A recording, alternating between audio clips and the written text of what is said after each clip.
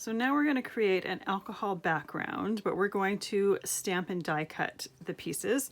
What we're going to add is this Pinata Opal alcohol ink. Now it's not a metallic, it's got like a glitter to it that adds this really, really pretty shimmer to your backgrounds. So you want to make sure to completely shake it up before you use it. I've put it in a smaller bottle so that it's easier to use and to control. So we're actually going to do this, I'm actually going to do this twice and save the other one for extra embellishments for cards in the future, or from other cards in this class. Sometimes English is hard. All right, so I should have taken the lids off the bottles already, but I didn't.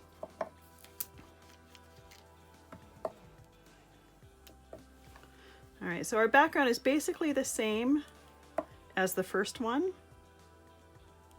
I put the isopropyl down, put some alcohol ink down.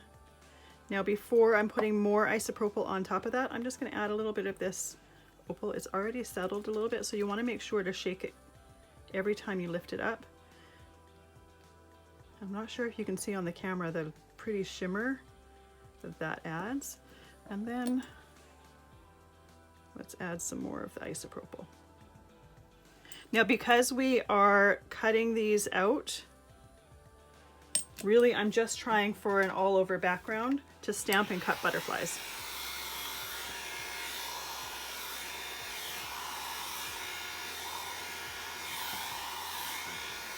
So if you get an all over background with the first try, then use that. If you need to add some more coverage, then you can absolutely add some more alcohol to do that.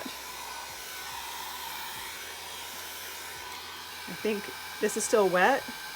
I think I'm going to add a little bit more of the purple and the blue. That green and the pink is really taking over. And I'm just going to add, I could turn that off while I'm doing this. And a little bit more of the isopropyl just to blend that out a little bit. I want to make sure that I can see my stamped image on top of it, so I don't necessarily want a really dark surface, but I do want to have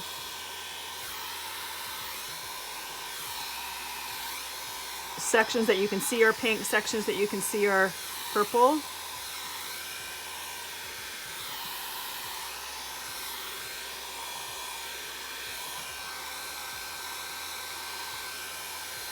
And you may notice some of my alcohol ink is going off of the page. That's totally fine. I'll clean that up later. Like I said before, this pink really takes over, so I don't mind if some of it goes off of the page and makes way for other colors.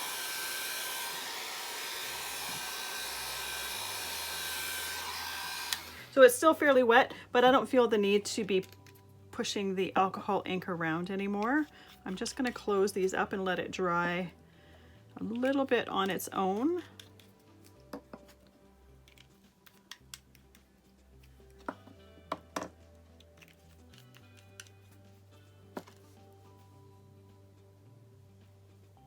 And you'll definitely want to have a little bottle to put this in, because the bottle itself is like that and you'll have zero control if you use it like that. You could use a pipette and take the alcohol ink out of it as you're working, but much easier to have it in a smaller container and be able to control it.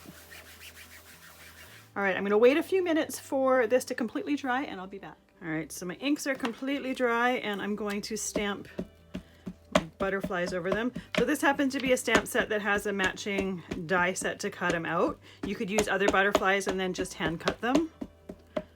And I have already placed them so I know they're going to fit within my piece of paper. So I'm using Stays On ink. You'll want to work fairly quickly with this because it does dry quite quickly. And once again, I put it on my piece, hold it steady with one hand and then press around with the other so that it doesn't slip or move. There we go. Now I have the dies to go with this, but I can't die cut them all at the same time because if any dies overlap, like for instance, say that, if any dies overlap, then I'm going to ruin my die. So they need to be cut separately. So these inks are going to dry while I'm doing this. I'm going to place 2 of the dies where I want it to go, and I'm going to tape them in place. The one thing you want to do though when you're taping them in place is don't tape them over another stamped image, because you will lift a little bit of that alcohol ink up and hence some of the image. So tape them where there is no stamped image. I just need to move this over so I can see it a little bit better. There we go. And then these pieces of tape, you can just reuse them. This one I'm going to tape on the bottom here.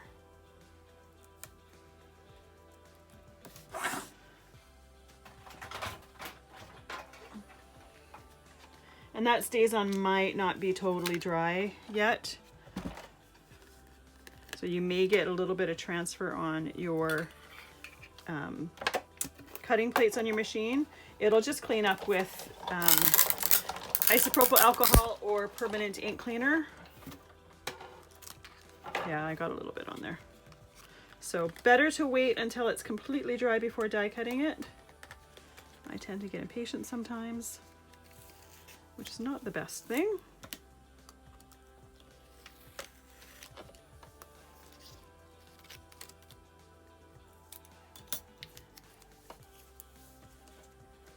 All right, now this one I believe goes on this one.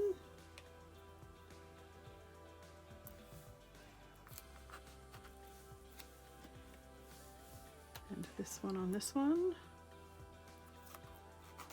All right, I'm gonna finish cutting these out and then I'll be back. Now, if you happen to have what I had before and didn't wait long enough and your ink was still a little bit wet when you die cut, here's the way to fix it.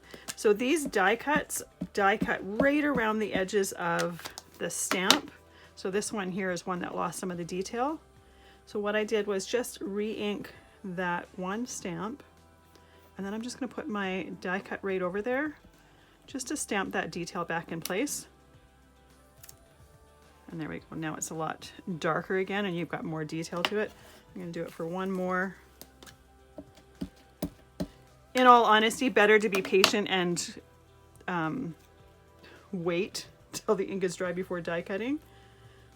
But, you know, we all have our moments where we're trying to get things done and get impatient. There we go. So I'm going to let that dry completely, and then when I'm back, we will put our card together.